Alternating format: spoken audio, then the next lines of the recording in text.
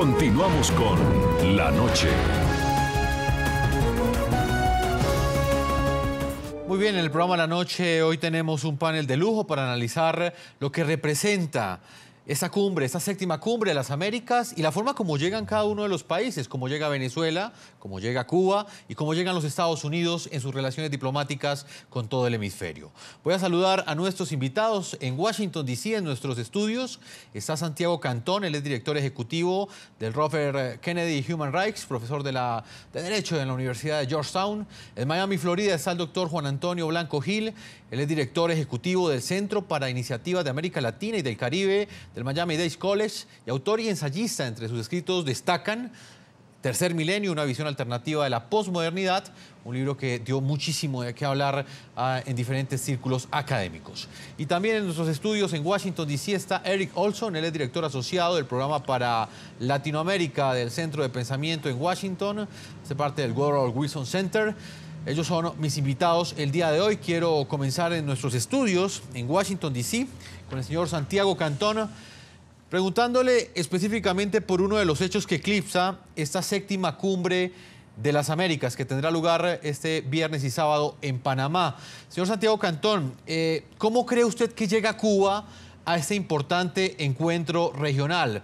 Por un lado, hay una conciliación, hay una reconciliación con los Estados Unidos, pero por el otro lado está la confrontación que planteará el presidente Nicolás Maduro a su homólogo en los Estados Unidos, Barack Obama. ¿Cuál es su opinión frente a este escenario?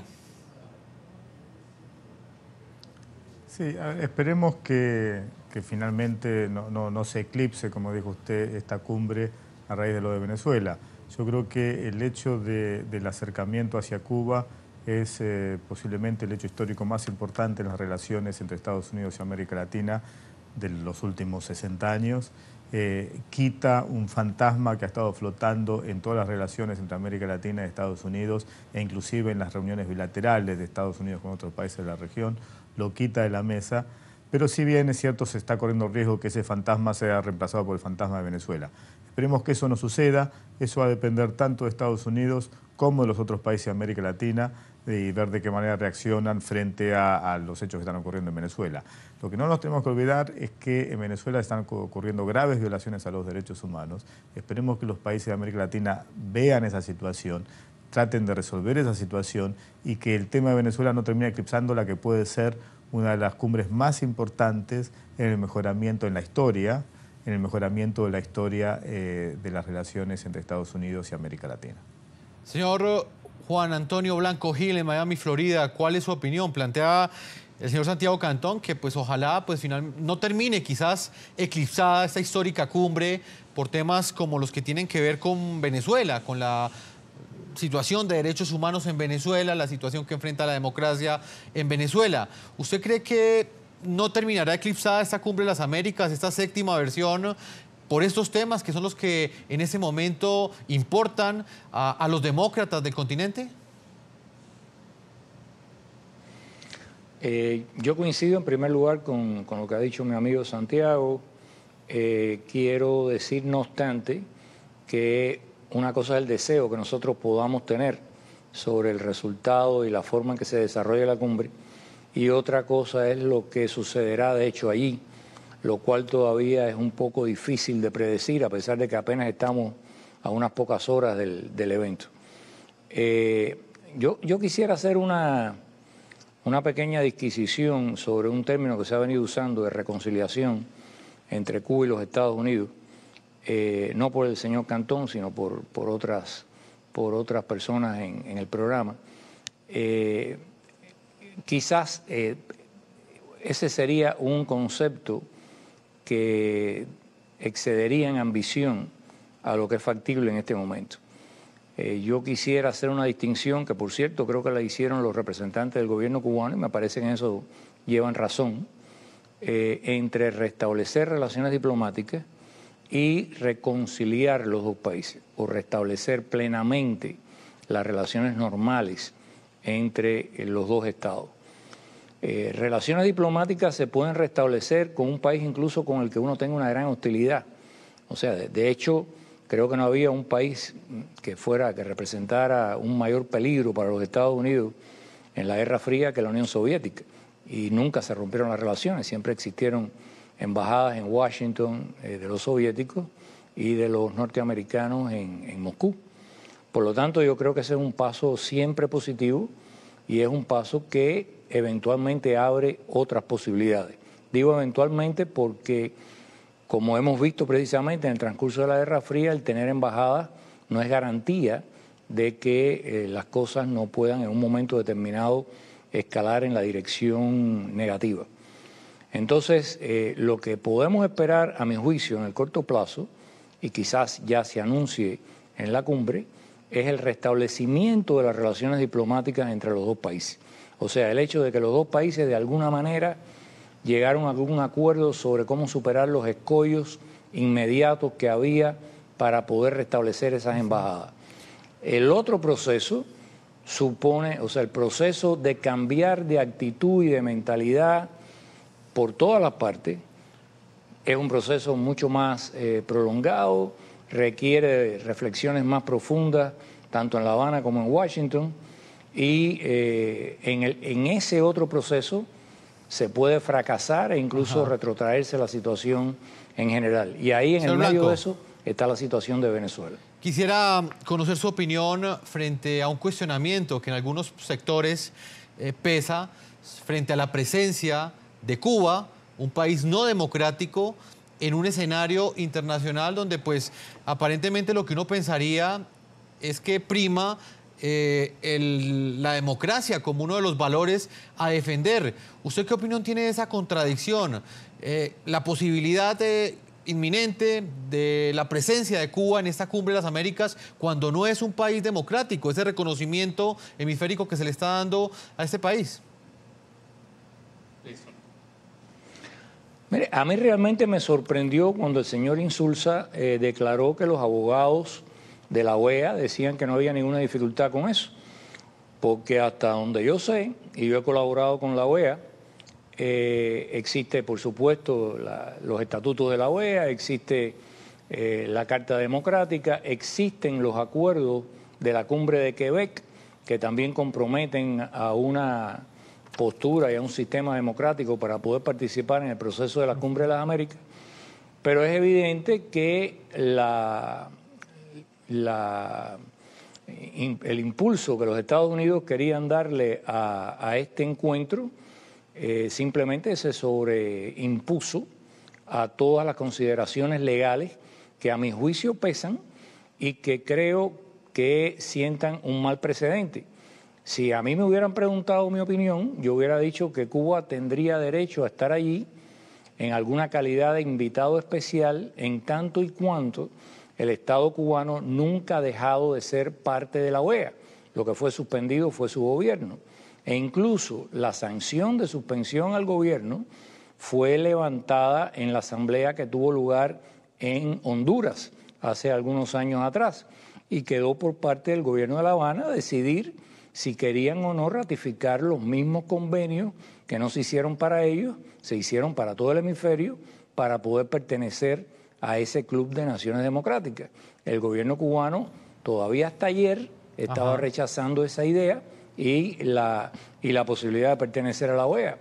Por eso es que a mí, francamente, me parece lamentable que se le haya dado una invitación con plenos derechos cuando pudieron buscarse fórmulas en que no fuera un simple observador, en que tuviera una serie de derechos que eran atribuibles a un invitado especial, pero sin romper todos los reglamentos, lo cual sienta un lamentable precedente con muchos otros países de ahora en adelante. Señor Olson, usted que nos acompaña en Miami, está también en sus estudios en Washington, D.C. Quiero preguntarle algo frente a este último punto que planteó el señor Blanco Gil y tiene que ver con esa presencia de Cuba en esa cumbre de las Américas. Finalmente, pues es algo que va a suceder, es algo que es inminente, que es irrebatible porque ya la invitación está hecha y finalmente esta dictadura hará parte de este encuentro continental. Pero, señor Olson, yo quiero saber su opinión frente a la forma como llega el régimen de los hermanos Castro a esta cumbre. Es la primera vez que participa Cuba de un encuentro en la cumbre de las Américas. ¿Usted en qué posición cree que llega el régimen de los hermanos Castro a este encuentro continental? Bueno, yo creo que es claro que llegan como un país miembro del hemisferio y esto siempre ha sido la verdad. El hecho de que son miembros del hemisferio quiere decir que debieran tener posibilidad de participar en estas reuniones hemisféricas.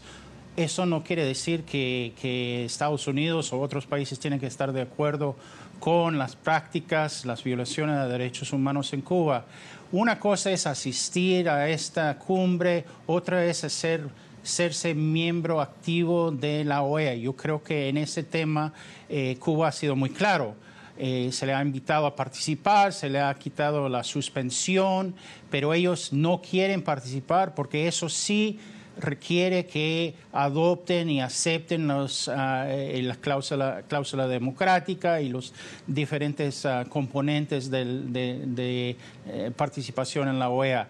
Pero esto es otro tema, participación en la cumbre con los otros países no es igual o exactamente igual a ser miembro de la OEA. El secretario John Kerry dijo antes del anuncio de Obama el 17 de diciembre, él dijo que Estados Unidos estaba dispuesto a asistir y participar en la cumbre con cualquier país. Yo creo que ellos apuestan a un diálogo, no están diciendo que aceptan o de alguna manera no van a continuar a insistir en protección de los derechos humanos en Cuba, pero sí están diciendo aceptamos en el contexto de la cumbre que ellos estén presentes, aunque no son democráticos, para empezar un diálogo con ellos para ver si de esa forma hay la posibilidad de mejorías dentro del país. 50 años de tratar de aislar a Cuba no los llevó a más democracia y ahora están apostando, y es una apuesta, pero una buena apuesta, a que el diálogo con ellos va a llevar a mejoras dentro de Cuba. No es decir que son democracia, para nada, que observan protección de los derechos humanos, pero recordemos que hay muchos países, como dijo el doctor Cantón, Venezuela también hay violación de derechos humanos en muchos de los países de la región, incluyendo Estados Unidos, donde hay violación de derechos humanos. Y ese foro es un lugar de encuentro, de diálogo para temas importantes como esos.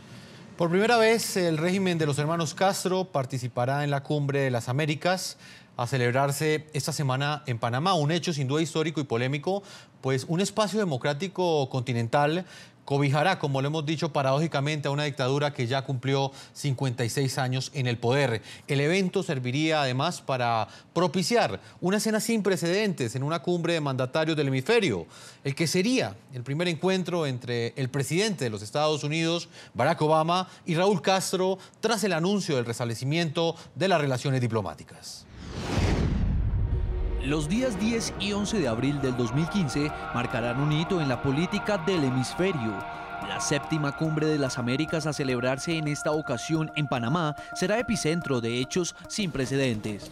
En primer lugar, la presencia de Cuba, una invitación que en la pasada cumbre de Cartagena, Colombia, tomó fuerza en las discusiones de los mandatarios asistentes. La mayoría de países expresaron su posición diciendo: nosotros queremos que Cuba sea parte de este proceso de cumbres.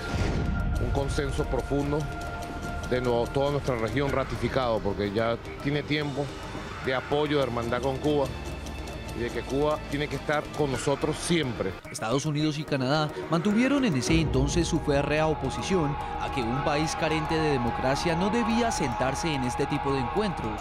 Pasarían 20 meses y esa postura por parte del presidente Obama cambiaría radicalmente, cuando en diciembre del año 2014 el mandatario estadounidense y líder del régimen cubano decidieran restablecer sus relaciones.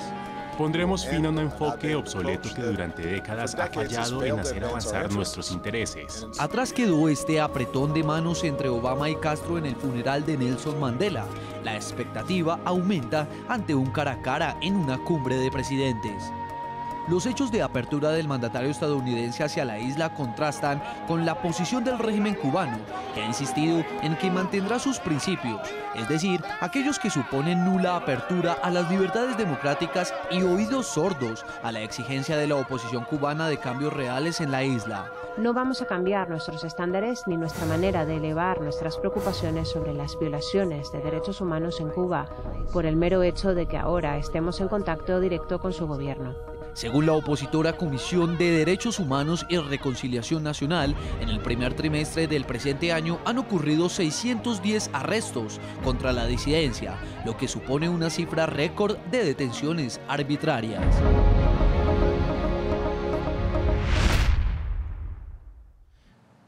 En nuestros estudios en Washington, D.C., los estudios de NTN 24, señor Santiago Cantón, director ejecutivo del Robert F. Kennedy de Human Rights Watch, profesor de Derecho en la Universidad de Georgetown.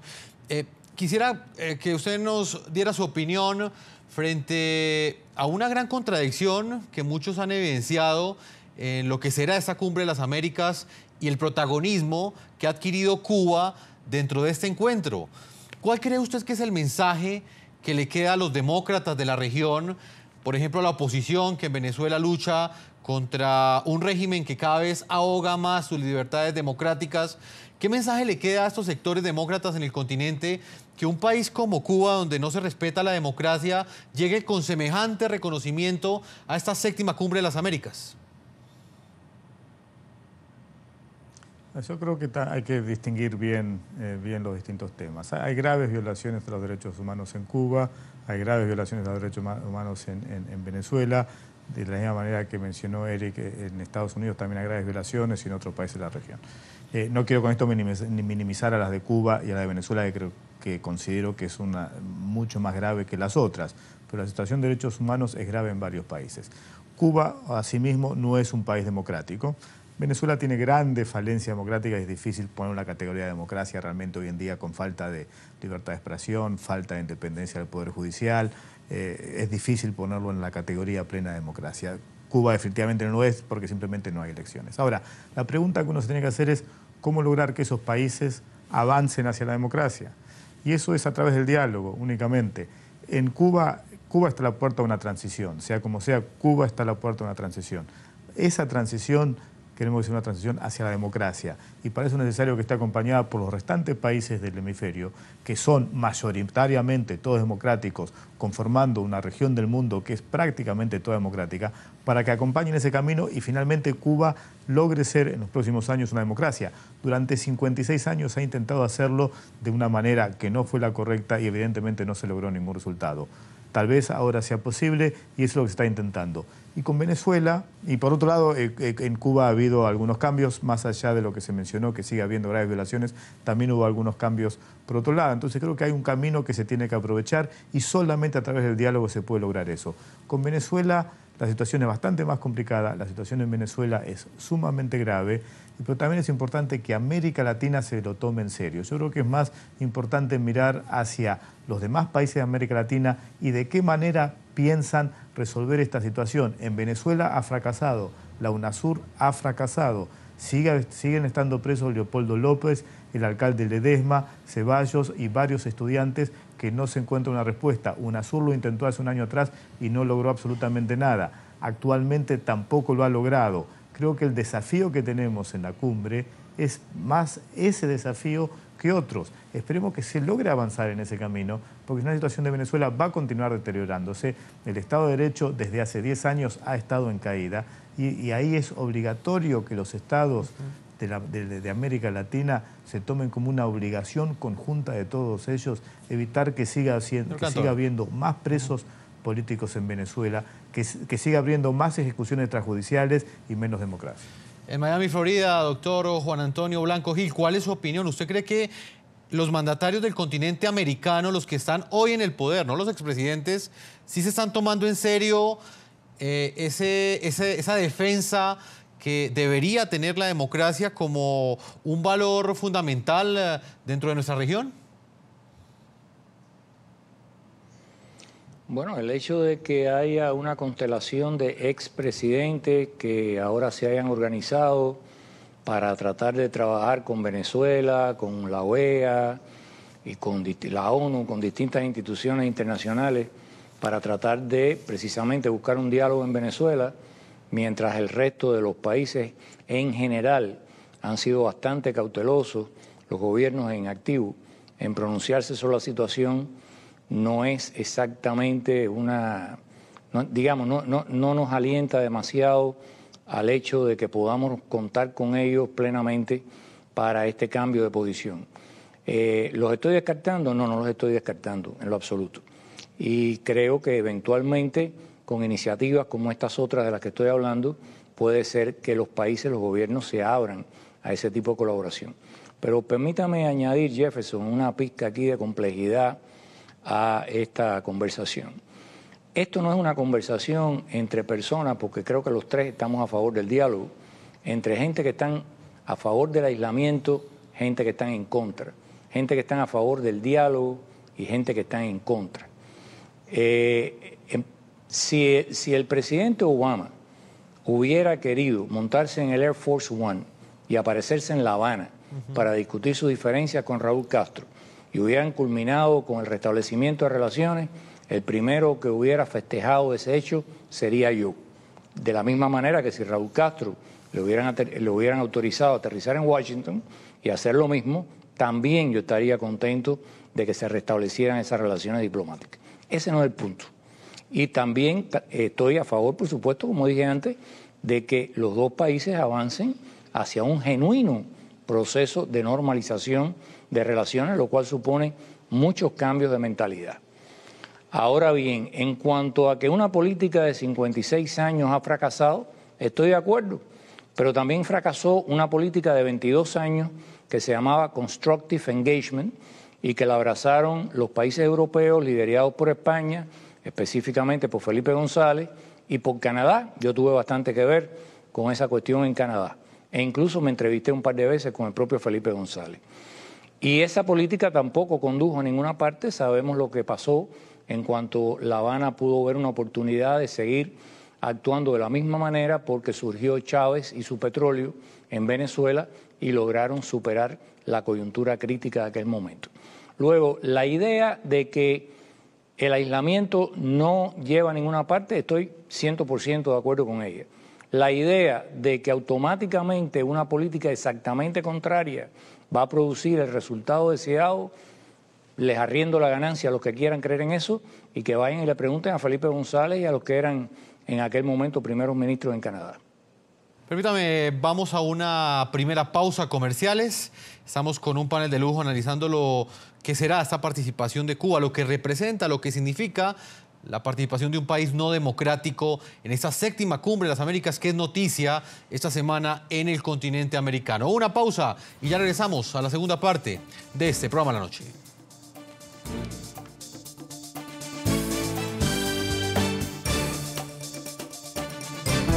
Ya regresamos con La Noche.